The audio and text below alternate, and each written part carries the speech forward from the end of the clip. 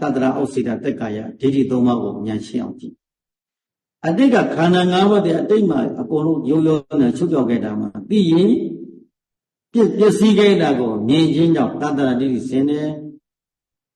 အလားတူခန္ဓာ၅ပါးပစ္စည်းပါမှာခန္ဓာ၅ပါးရနေဖြစ်နေတယ်ခန္ဓာ၅ပါးဖြစ်ပေါ်လာခြင်းဒီကံတတ္တိကကျေစုပြုလိုက်လို့အတိတ်ကပြုလို့လာတဲ့ကံတတ္တိကကျေစုပြုထားပါလားလို့ကျေစုပြုဖို့ပစ္စည်းပါမှာဖြစ်နေတာကိုမြင်ခြင်းကြောင့်ဥစ္စေတဒိဋ္ဌိစင်မဖြစ်ဘူးမပြည့်ဘူးလို့ဆိုတဲ့ဥစ္စာတတ္တရာဥစ္စေတဒိဋ္ဌိဥစ္စေတဒိဋ္ဌိဘာမှလို့ဆိုဘာမှဖြစ်ဘူးသူ့ဟာသူဖြစ်တယ်သူ့ဟာသူကံတရားလည်းမရှိဘူးကုသိုလ်လည်းမရှိအကုသိုလ်လည်းမရှိဘူးဥစ္စေတဒိဋ္ဌိဓမ္မကအဲ့ဒါလို့မဟုတ်ပါပဲနဲ့ဒီနေ့ဉာဏ်ဝင်ပြီးတော့ဩအတိတ်က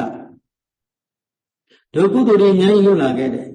ပြုလုပ်တဲ့မှာကာယကတတ္တိကင်းကြံလိုက်တဲ့ကိုယ်စီကတတ္တိတို့မှကင်းကြံလိုက်တဲ့မနောကတတ္တိစက္ကနဲ့လုပ်တဲ့မှာကုသိုလ်တတ္တိကင်းကြံလိုက်တယ်အဲ့ဒီကုသိုလ်တတ္တိကရှိနေတဲ့အကျိုးပေးရတဲ့အာဘုံကုမြတ်လို့ယဟန္တာမဖြစ်သေးတဲ့ကာလဘလို့ယဟန္တာဖြစ်တဲ့ဘဝတည်းဒီကုသိုလ်ကံတတ္တိကအကျိုးပေးမယ်ကောင်းကျိုးတွေအကျိုးပေးမယ်မကောင်းပါအကုသိုလ်ကံတွေကမကောင်းကျိုးပေးမယ်